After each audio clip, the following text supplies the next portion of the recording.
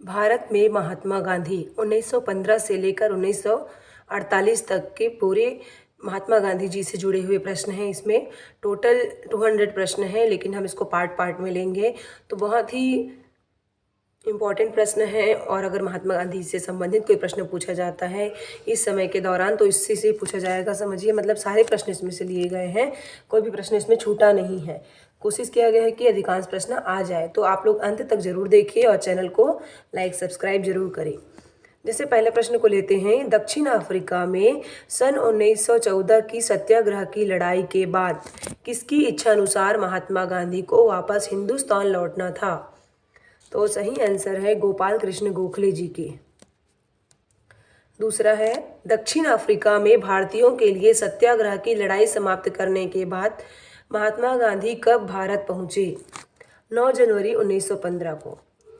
दक्षिण अफ्रीका से बम्बई पहुंचने पर महात्मा गांधी ने कौन सी पोशाक पहनी थी? काठियावाड़ी।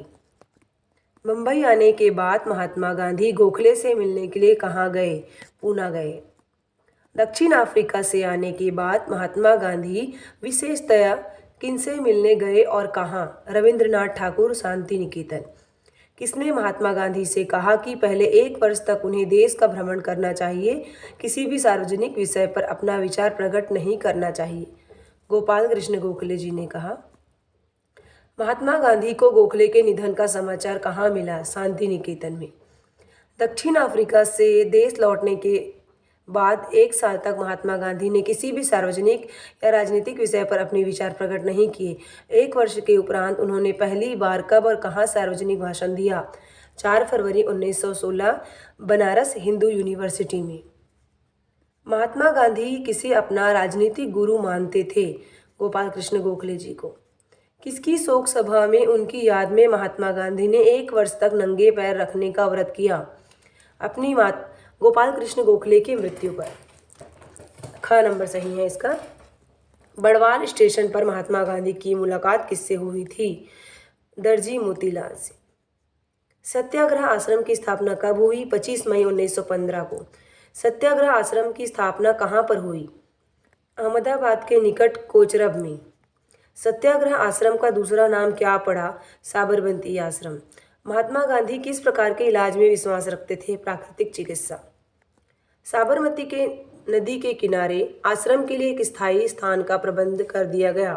तब महात्मा गांधी अपने परिवार और मित्रों के साथ सत्याग्रह आश्रम से इस आश्रम में आ गए। इस आश्रम का नाम क्या था? यह सत आश्रम। साबरमती आश्रम को स्थापित होने के कितने वर्षों के उपरांत बंद कर दिया गया? 18 वर्षों के उपरांत। महात्मा गांधी को अहमदाबाद का आश्रम क्यों बदलना पड़ा? प्लेग फैलने के डर से। महात्मा गांधी ने बंधुआ मजदूरों के लिए भारत में अपना अभियान जारी किया। इस संदर्भ में उन्होंने पहला भाषण कहाँ दिया? बम्बई में। महात्मा गांधी चंपारण के दौरे पर कब गए? 10 अप्रैल 1917।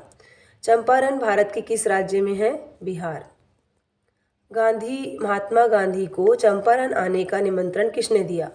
राजकुमार शुक्ल ने दिया।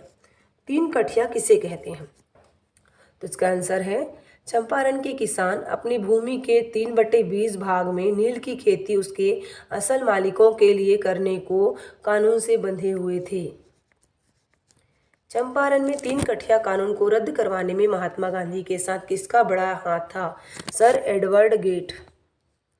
जब महात्मा गांधी ने यह महसूस किया कि देशवासियों भाई बहनों के पास तन ढकने के लिए वस्त्र नहीं है, तो उन्होंने स्वयं कैसे वस्त्र आजीवन धारण किए?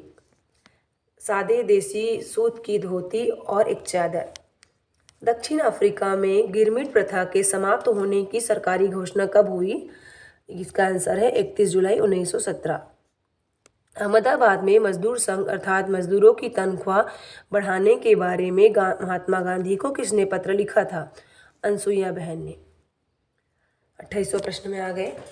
मजदूर संघ ने मिल मालिकों से कितनी तनख्वाह बढ़ाने की मांग रखी थी? 50%। मजदूरों की तनख्वाह बढ़ाने व मालिकों और मजदूरों के बीच पंच निर्धारित करने की मांग के लिए महात्मा गांधी ने मजदूरों की हड़ताल कितने समय तक चलाई? 21 दिन। अहमदाबाद सत्याग्रह में महात्मा गांधी ने मजदूरों की ओर से उपवास रखा, अतः मिल मालिकों के साथ समझौता तय। इसके अनुसार मिल मालिकों ने मजदूरों को कितनी तनख्वाह बढ़ाने का वायदा किया? 35%।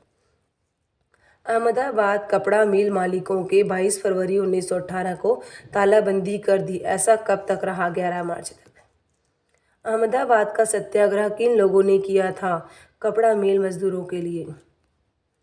अंत में अहमदाबाद कपड़ा मिल की हड़ताल करने के लिए किसको मध्यस्थ बनाया गया? आनंद शंकर ध्रुव को। महात्मा गांधी को पत्र द्वारा किसने सूचित किया कि गुजरात के खेड़ा जिले में फसल नष्ट हो गई है और लगान माफ करने की जरूरत है? किसको है? एक मिनट, सॉरी, क और ग है, मतलब मोहन लाल पंड्या और शंकर लाल पारिक जी को। महात्मा गांधी के खेड़ा जिले आने से पूर्व किसने वहां की फसलों के नष्ट होने की जानकारी कर ली थी? ये अमृतलाल ठक्कर, जी के दियोधर, NM जोशी, सभी को। महात्मा गांधी ने खेड़ा जिले में फसल नष्ट होने के विषय में करीब कितने गांव का निरीक्षण स्वयं किया था? 50 गांव। खेड़ा में कानून था कि यदि फसल 4 आना या उससे कम आए तो उस साल का लगान माफ किया जाएगा, और सरकारी अधिकारियों ने अंदाजा लगाया कि फसल 4 आने से अधिक है, परंतु लोगों का कहना था कि फसल 4 आने से कम थी। इसलिए खेड़ा के लोगों की क्या मांग थी? लोगों की ओर से पंच बिठाने की। खेड़ा सत्याग्रह में महात्मा गांधी के एक प्रसिद्ध सहयोगी थे सरदार वल्लभ भाई पटेल जी। खेड़ा जिले के गांवों का दौरा करने के पश्चात उन्हें लगा कि किसानों की समस्या वास्तव में गंभीर है। इसे लगान माफ करने के संबंध में गांधी जी ने सरकार को क्या सुझाव दिया? 3/4 माफ किया जाए, ये नहीं है सही आंसर है, आधा माफ किया जाए, ग आंसर सही है। खेड़ा का सत्याग्रह आंदोलन कितने समय तक चला? 4 माह। प्याज की चोरी का संबंध किससे था? खेड़ा की लड़ाई से। प्याज चोर की पदवी किसे प्राप्त हुई? मोहनलाल पंड्या। खेड़ा की लड़ाई का अंत परिणाम क्या निकला? अच्छी स्थिति वाले पाटीदारों को लगान अदा करने व गरीबों का लगान मुलतवी करने को कहा गया। महात्मा गांधी ने कर न देने का अपना अभियान कहाँ से आरंभ किया? खेड़ा से। अहमदाबाद में मजदूरों की हड़ताल व खेड़ा के सत्याग्रह में महात्मा गांधी की मुलाकात किससे हुई? वल्लभ भाई पटेल और शंकर लाल बैरंग। सन 1918 के महायुद्ध में इंग्लैंड पर संकट पड़ा, तब गांधी जी ने युद्ध के लिए रूटों की भर्ती का बीड़ा उठाया। ब्रिटिश सरकार ने युद्ध के बाद क्या करने का वायदा किया? इसका आंसर है क और ख। का मतलब ये देखिए, भारत की जनता को युद्धोपरांत स्वराज दिया जाएगा। भारतीय मुसलमानों को भरोसा दिया कि तुर्की के प्रति न्याय किया जाएगा। ब्रिटिश सरकार की सहायता के लिए महात्मा गांधी ने लड़ाई में रूटों की भर्ती का कार्य किस स्थान से आरंभ किया? खेड़ा। किस दिन साबरमती आश्रम में राष्ट्रीय सत्याग्रह आंदोलन की प्रतिज्ञा ली गई? 24 फरवरी 1919।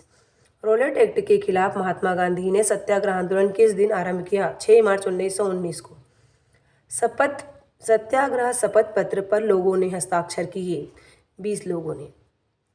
ये इस वीडियो का अंतिम प्रश्न है, क्योंकि काफ़ी लंबा वीडियो हो जाएगा और टोटल हमारे पास अभी 200 प्रश्न हैं, तो इसको अलग अलग पार्ट में बनाएंगे। अगले वीडियो को ज़रूर देखिए और इस वीडियो को भी अधिक से अधिक शेयर कीजिए, लाइक कीजिए, सब्सक्राइब कीजिए।